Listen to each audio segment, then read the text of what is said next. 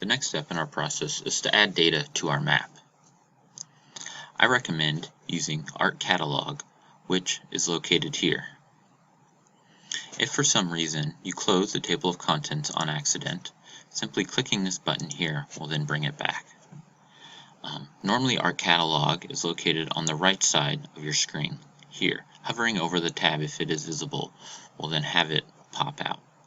To lock it in place, click the pen here to then lock it in place. As you can see, this is also in the table of contents as well.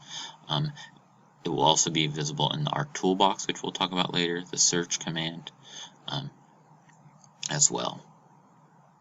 When first opening Art Catalog, it will normally look completely blank. And clicking on these, you won't really be able to find any data. So the first step is to establish a folder connection to where all of your GIS data is saved.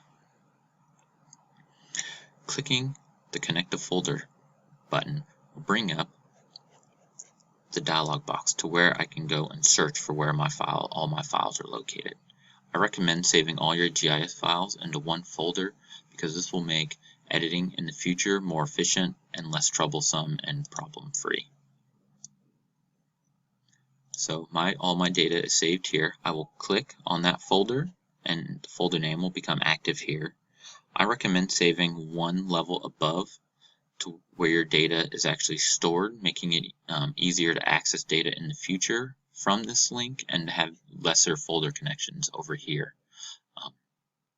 Because sometimes you might save a raster or another image outside of just your pure GIS data folder, and so you might want to have access to that from the same data connection.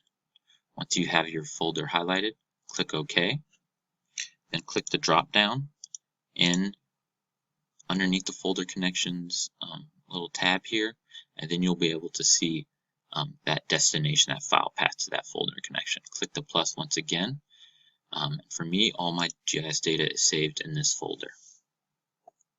For these exercises, we will be using the building data, parcel data, and the stream data from WAGDA, as well as the Topo Basin KC data from the King County GIS portal.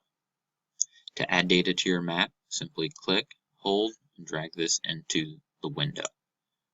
Immediately, it might take a little longer depending on the speed of your computer, that data will be shown over here. Once again, simply click, hold, drag over, and then release. In some cases, this information will show up, letting you aware that this feature layer does not have any spatial reference data. This is okay for our efforts at this time, so just simply click OK, and as you can see, the data has been added. Up at the top, you can also see that we have a pan tool, a zoom in and out tool, as well as a full extent tool. Clicking the full extent tool will always bring us back to our data. With a mouse, holding down the third mouse button will allow you to pan as well without having the pan element. So if I had a different tool selected, I could still pan while having that tool selected by clicking the ball on your mouse. Scrolling in and out with your mouse will also allow you to zoom in and out. And as you can see, as you change and zoom in and out, your scale changes.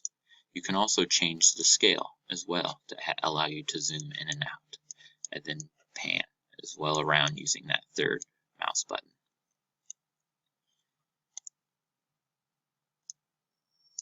So next we will add all of our data to this map